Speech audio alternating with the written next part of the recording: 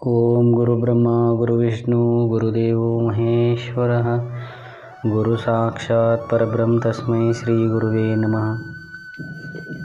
ಓಂ ತತ್ಸತ್. ಪರಬ್ರಹ್ಮನೇ ನಮಃ. ದತ್ತವಾಡ ಶ್ರೀ ಸದ್ಗುರು ಬಾಬಾ ಮಹಾರಾಜರವರ ಚರಿತಾಮೃತವು 14ನೇ ಅಧ್ಯಾಯ. ಸೂಚನೆ: ಹಲವು ಮಹಿಮೆಗಳನ್ನು ತೋರುತ್ತಾ ಸಲುಗೆಯೆಂ ಭಕ್ತರನ್ನು ಪೊರೆದಂ ಸುಲಭ ಸದ್ಗುರುಮೂರ್ತಿ ಬಾಬಾದೇವ ಹರುಷದಲ್ಲಿ.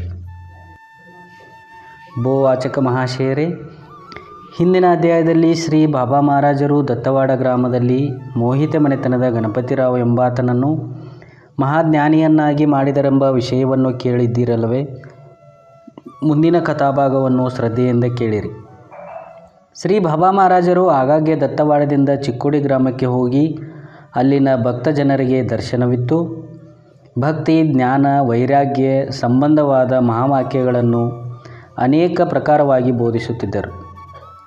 ಅಲ್ಲದೆ ಅನೇಕ ಮಹಿಮೆಗಳು ಅವರಿಂದ ಹೊರಹೊಮ್ಮಿದವು, ಅನೇಕ ಪವಾಡಗಳು ಜರುಗಿದವು. ಅವೆಲ್ಲವನ್ನು ಬರೆಯಲು ಸಾಧ್ಯವಿಲ್ಲ. ಸತ್ತ ಎತ್ತನ್ನು ಸಜೀವಗೊಳಿಸಿದ ಪವಾಡವನ್ನೊಂದು ಮಾತ್ರ ಈ ಹಿಂದೆ ಬರೆಯಲ್ಪಟ್ಟಿದೆ. ಶ್ರೀ ಬಾಬಾ ಮಹಾರಾಜರು ಒಮ್ಮೆ ಚಿಕ್ಕೋಡಿಗೆ ದಯಮಾಡಿಸಿ ದತ್ತಾತ್ರೇಯ ಮಂದಿರದ ಸಮೀಪದಲ್ಲಿರುವ ಶ್ರೀ ಲಕ್ಷ್ಮೀನಾರಾಯಣನ ಗುಡಿಯಲ್ಲಿಯೇ ತಮ್ಮ ಶಾಸ್ತ್ರ ಪ್ರವಚನವನ್ನು ಭಕ್ತರಿಗೆ ಅಮೃತದಂತೆ ಪಾನ ಮಾಡಿಸುತ್ತಿದ್ದರು. ಆಗ ಆ ಗ್ರಾಮದಲ್ಲಿ ಸಾವಳಗಿ ಮಠದ ಸ್ವಾಮಿಗಳು, ಮಹಾಗುರುಭಕ್ತಳಾದ ವೇಣುಬಾಯಿ, ದಂಡಗೆ ಪಾಟೀಲರು, ಹಂಪನವರ ನಾನಾಸಾಹೇಬ್ ನಾಡಗೌಡರು, ವೀರಸಂಗಪ್ಪ ವೈದ್ಯ, ಲಕ್ಷ್ಮಣ್, ಗೋದುಬಾಯಿ ಮಂಗಸೂಳಿ ಮುಂತಾದ ಅನೇಕ ಸದ್ಭಕ್ತರು ಶ್ರೀ ಬಾಬಾ ಮಹಾರಾಜರ ಶಾಸ್ತ್ರ ಪ್ರವಚನಾಮೃತಕ್ಕೆ ಭಾಗಿಗಳಾಗುತ್ತಿದ್ದರು. ಲಕ್ಷ್ಮಣ್ ಎಂಬ ಬ್ರಾಹ್ಮಣನು ತನ್ನ ಮಗನಾದ ರಾಮಚಂದ್ರನಿಗೆ 1899ನೇ ಇಸ್ವಿಯಲ್ಲಿ ಸಂಗ್ರಹಣಿ ಎಂಬ ರೋಗವು ಪ್ರಾಪ್ತವಾಗಿತ್ತು. ಆ ರೋಗದಿಂದ ಆ ಬಾಲಕನು ಉಳಿಯುವಂತಿರಲಿಲ್ಲ. ಬಾಲಕನು ಸಾಯುತ್ತಾನೆಂಬ ದೃಢ ನಂಬಿಕೆಯು ಲಕ್ಷ್ಮಣ್ ಮತ್ತು ಆ ರಾಮಚಂದ್ರನಲ್ಲಿಯೂ ನೆಲೆಗೊಂಡಿತ್ತು.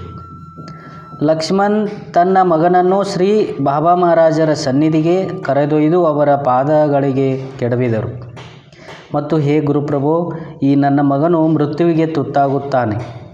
ತಮ್ಮ ಕೃಪಾದೃಷ್ಟಿ ಇವನ ಮೇಲೆ ಬಿದ್ದರೆ ಮುಕ್ತನಾಗುತ್ತಾನೆಂದು ತಿಳಿದು ತಮ್ಮ ಪಾದದೆಡೆಗೆ ಹಾಕಿದ್ದೇನೆ. ಇನ್ನೂ ಸ್ವಲ್ಪ ದಿವಸಗಳಲ್ಲಿ ಇವನು ಕಾಲಾಧೀನನಾಗುತ್ತಾನೆ.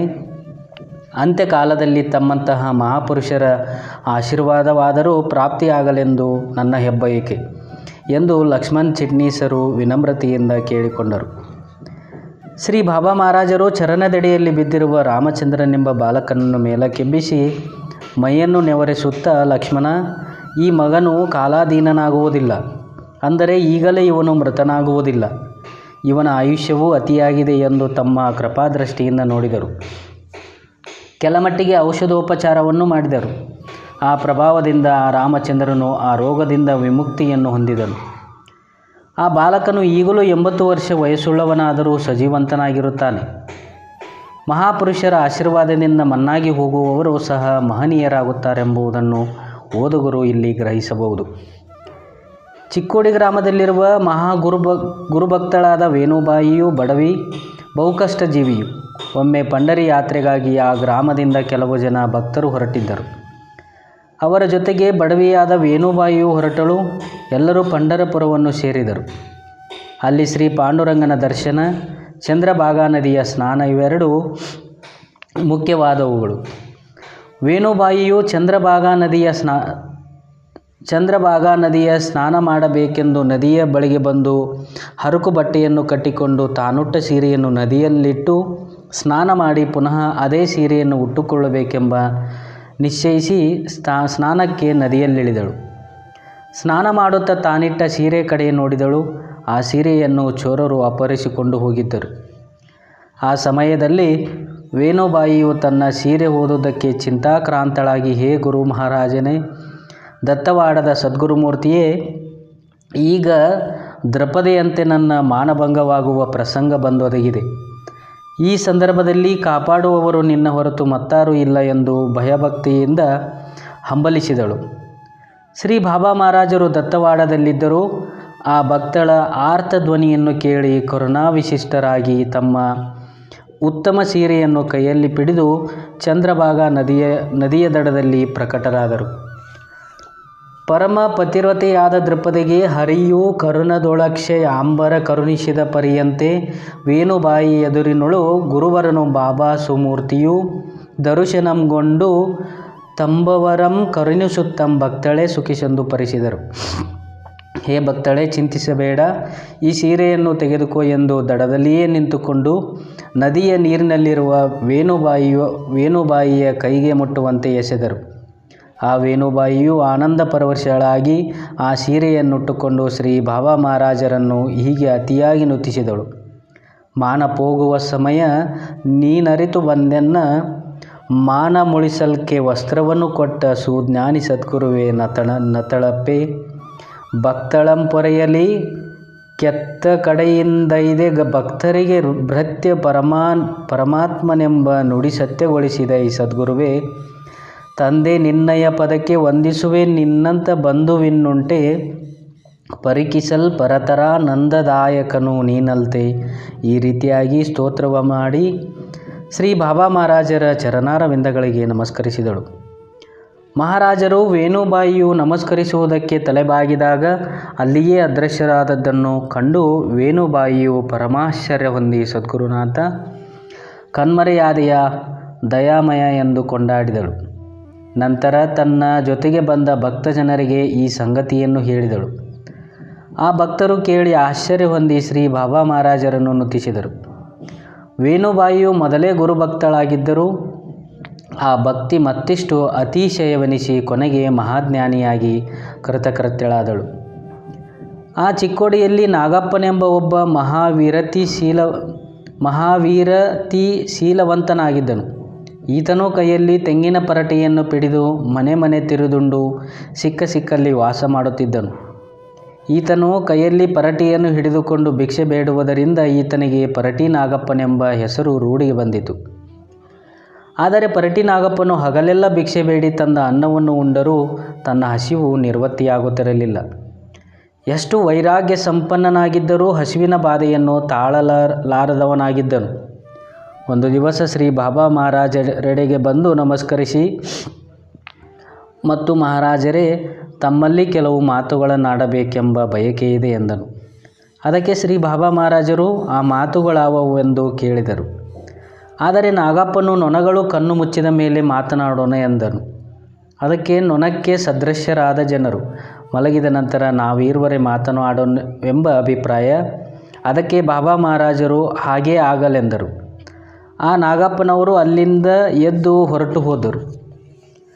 ಮುರುಗು ಕೋಲನ್ನು ಪಿಡಿದು ಹರಕು ಬಟ್ಟೆಯನ್ನುಂಟು ತೆಂಗಿನ ಪರಟೆಯಲ್ಲಿ ತಿರಿದುಣ್ಣುವ ಈ ನಾಗಪ್ಪನನ್ನು ಜನರು ಹುಚ್ಚನೆಂದು ತಿಳಿದಿದ್ದರು. ನಾಗಪ್ಪನವರು ಜನರಿಗೆ ಹುಚ್ಚರಾಗಿ ತೋರಿದರೂ ತಾವು ನಿಚ್ಚಳರಾಗಿಯೇ ಇದ್ದರು. ಶ್ರೀ ಬಾಬಾ ಮಹಾರಾಜರು ನಾಗಪ್ಪನನ್ನು ಹುಚ್ಚನೆಂದು ತಿಳಿದಿದ್ದಿಲ್ಲ, ವಿರತಿ ಉಪರತಿಯ ಸ್ಥಿತಿಯಲ್ಲಿ ಇರತಕ್ಕವರೆಂದು ತಿಳಿದಿದ್ದರು. ನಾಗಪ್ಪನು ಆ ದಿನ ರಾತ್ರಿಯಲ್ಲಿ ಬಾಬಾ ಮಹಾರಾಜರನ್ನು ಕರೆದುಕೊಂಡು ಪಾಳು ದೇಗುಲವನ್ನು ಸೇರಿ ಅಲ್ಲಿ ಸೂರ್ಯೋದಯದವರೆಗೂ ಒಬ್ಬರಿಗೊಬ್ಬರು ಆಧ್ಯಾತ್ಮ ವಿಷಯ ಚರ್ಚೆಯಲ್ಲಿ ಕಾಲ ಕಳೆದರು. ನಾಗಪ್ಪನು ಬಾಬಾ ಮಹಾರಾಜರನ್ನು ಕುರಿತು, ಮಹಾರಾಜರೇ, ನನಗೆ ಹಸಿವು ವಿಶೇಷವಾಗಿ ಆಗುತ್ತದೆ, ಎಷ್ಟು ತಿಂದರೂ ತೃಪ್ತಿಯುಂಟಾಗುವುದಿಲ್ಲ, ಇದಕ್ಕೇನು ಮಾಡಬೇಕು ಎಂದು ಕೇಳಿದನು. ಅದಕ್ಕೆ ಬಾಬಾ ಮಹಾರಾಜರು ಆ ನಾಗಪ್ಪನ ಕೈ ನಾಡಿಯಂಪಿಡಿದು ಬಾಬಾ ಮಹಾರಾಜತಾಂ ಸ್ವಾನಂದಾಮೃತವನ್ನು ತುಂಬಿ ಜವದಿಂದೊತ್ತಲೊತ್ತ ನಾಡಿಯಂ ಬೋನಂ ನೀಡಿದ ರೀತಿಂ ಮಾಡಲದಕಂ ಸಂತೃಪ್ತಿ ಸಂತೋಷದಿಂ ನಾಗಪ್ಪನು ಸ್ತೋತ್ರಗೈದು ಮನಿದಂ ಬಾಬಾ ಮಹಾರಾಜರಿಗಂ. ನಾಗಪ್ಪನ ಕೈಯನ್ನು ಹಿಡಿದು ಒಂದು ನಾಡಿಯನ್ನು ಒತ್ತಿದರು ಮತ್ತು ಕೃಪಾದೃಷ್ಟಿಯಿಂದ ನೋಡಿದರು. ಕೂಡಲೇ ನಾಗಪ್ಪನವರಿಗೆ ಊಟ ಮಾಡಿದಷ್ಟು ತೃಪ್ತಿಯಾಯಿತು. ಡೇಕರಿಕೆಗಳು ಬರಹತ್ತಿದವು. ಸಂತೋಷವಾಯಿತು. ನಾಗಪ್ಪನು ತನಗಾದ ಆನಂದವನ್ನು ಮಹಾರಾಜರಿಗೆ ಹೇಳಿ, ತಮ್ಮ ಕೃಪಾಪ್ರಭಾವದಿಂದ ನನ್ನ ತ್ರಷೆಯ ಬಾಧೆಯು ಪರಿಹಾರವಾಯಿತು ಎಂದು ಭಕ್ತಿಯಿಂದ ಮಹಾರಾಜರ ಪಾದಗಳಿಗೆ ಅಭಿವಂದಿಸಿದನು.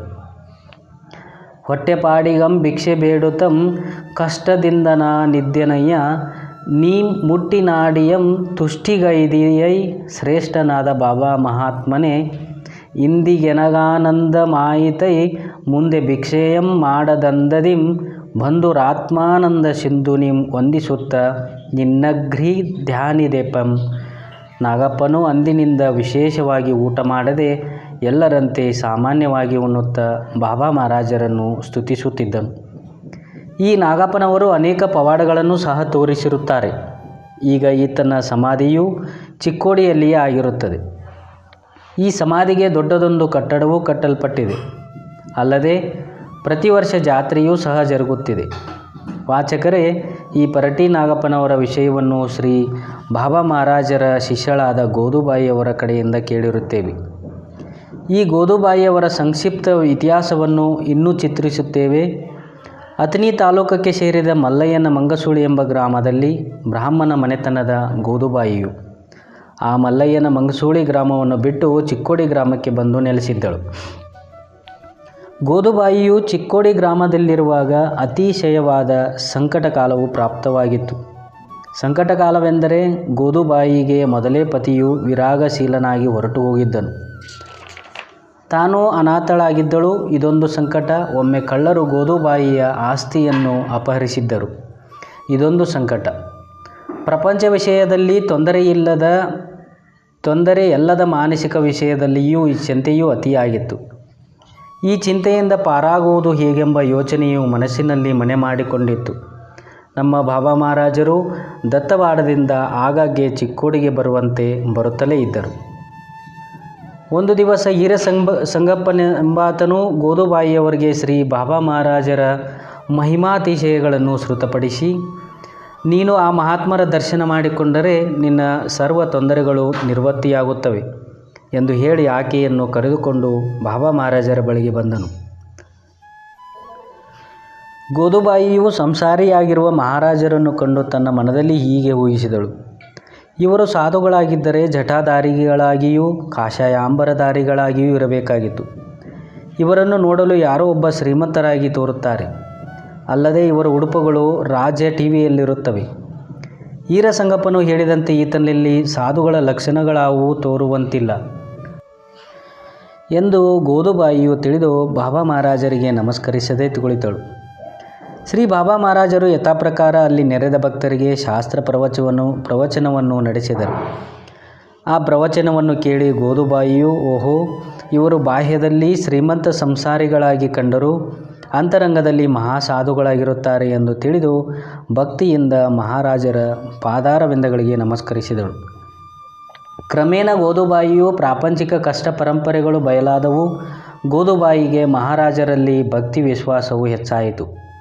ಆದರೆ ಗೋದುಬಾಯಿಗೆ ಪ್ರಾಪಂಚಿಕ ಕಷ್ಟ ಪರಂಪರೆಗಳು ನಿವೃತ್ತಿಯಾಗಿದ್ದರೂ ಮಾನಸಿಕ ತೊಂದರೆಯೂ ಇದ್ದೇ ಇತ್ತು. ಒಂದು ದಿವಸ ಗೋದುಬಾಯಿಯು ಮಹಾರಾಜರಿಗೆ ವಿನಮ್ರತಳಾಗಿ ಇಂತೆಂದಳು, ಗುರುವೇ, ನನ್ನಯ ಚಿತ್ತ ಪರಿಪರಿಯ ವಿಷಯಗಳಿಗೆರಗುತ್ತಲಿಹುದು. ಕರುಣದಿಂದಿಚ್ಚಿತ್ತ ಚಿರಗೊಳ್ಳುವಂಥ ಬಗೆಪೇಳು. ಹೀನ ವಿಷಯಗಳಲ್ಲಿ ಮಾನಸವು ತಿರುಗುವುದು. ಸ್ವಾನಂದ ಸುಖವು ಮನಕ್ಕೆಂತು ದೊರಕುವುದು. ನೀನೆನಗೆ ತಿಳುಹಿ ಪೊರೆಯುವುದು. ತಂದೆ ತಾಯಿಯು ನೀನೇ, ಬಂಧು ಬಳಗವು ನೀನೇ. ಹಿಂದು ಮುಂದೆನಗೆ ದಿಕ್ಕು ತೋರುವವರಿಲ್ಲವೆಂದು ಚರಣಕ್ಕೆ ನಮಿಸಿದಳು. ಈ ರೀತಿ ಗೋದುಬಾಯಿಯು ತನ್ನ ಚಿತ್ತ ಚಂಚಲತ್ವವು ಅಡಗುವುದಕ್ಕೆ ಸಾಧನವನ್ನು ಕೇಳಿಕೊಳ್ಳಲು ಶ್ರೀ ಬಾಬಾ ಮಹಾರಾಜರು, ನೀನು ದತ್ತವಾಡಕ್ಕೆ ಬಂದರೆ ಸರ್ವ ಅಭ್ಯಾಸವೂ ನಿನಗೆ ಲಭಿಸುವುದೆಂದು ಹೇಳಿದರು. ನಂತರ ಪಾತಂಜಲಿ ಯೋಗ ಸೂತ್ರ ಪ್ರಕಾರ ಯೋಗಾಭ್ಯಾಸದ ಕ್ರಮವನ್ನು ತಿಳಿಸಿದರು. ಗೋದುಬಾಯಿಯು 6 ತಿಂಗಳಲ್ಲಿಯೇ ಆ ಯೋಗಾಭ್ಯಾಸದ ಮೂಲಕ ಸಮಾಧಿಯ ಸುಖವನ್ನು ಅನುಭವಿಸಹತ್ತಿದಳು. 1 ಗಂಟೆಯವರೆಗೆ ಶ್ವಾಸವನ್ನು ಬಂಧಿಸಿ ಮನಸ್ಸನ್ನು ನಿಲ್ಲಿಸಿ ನಿರ್ವಿಕಲ್ಪ ಸಮಾಧಿ ಸುಖವನ್ನು ಅನುಭವಿಸುತ್ತಿದ್ದಳು. ಒಮ್ಮೆ ಗೋದುಬಾಯಿಯು ಸಮಾಧಿ ನಿಷ್ಠೆಯಲ್ಲಿ ಕೂತಾಗ ಈಕೆಯ ಸಮಾಧಿಯು ಜನರ ತೋರ್ಕೆಗಾಗಿ ಬೂಟಾಟಿಕೆ ಇರಬಹುದೆಂದು ಕೆಲವರು ವಿಕಲ್ಪ ತಾಳುತ್ತಿದ್ದರು. ಆ ಕಾಲಕ್ಕೆ ಕಿರ್ಲೋಸ್ಕರ್ ಡಾಕ್ಟರವರು ಬಂದು ಪರೀಕ್ಷಿಸಿದರು. ಡಾಕ್ಟರರು ಪರೀಕ್ಷಿಸಿ ಇದು ನಿಜವಾದ ಸಮಾಧಿಯು, ಬೂಟಾಟಿಕೆ ಸಮಾಧಿಯಲ್ಲ ಎಂದು ಹೇಳಿದರು. ಇಂತಹ ಸಮಾಧಿಯ ಸುಖವು ಅನೇಕ ವರ್ಷಗಳ ಯೋಗಾಭ್ಯಾಸ ಮಾಡಿದವರಿಗೆ ಲಭ್ಯವಾಗುವುದು ದುರ್ಲಭ. ಅಂಥದ್ದು ಈ ಅಬಲೆಯಾದ ಗೋದುಬಾಯಿಗೆ 6 ತಿಂಗಳಲ್ಲಿಯೇ ಪ್ರಾಪ್ತವಾಗಬೇಕಾದರೆ ಇದು ಶ್ರೀ ಬಾಬಾ ಮಹಾರಾಜರ ಕೃಪಾ ಪ್ರಭಾವವೆಂದು ಪರೀಕ್ಷಿಸಲು ಬಂದ ಜನರು ನಿಶ್ಚಯಿಸಿದರು.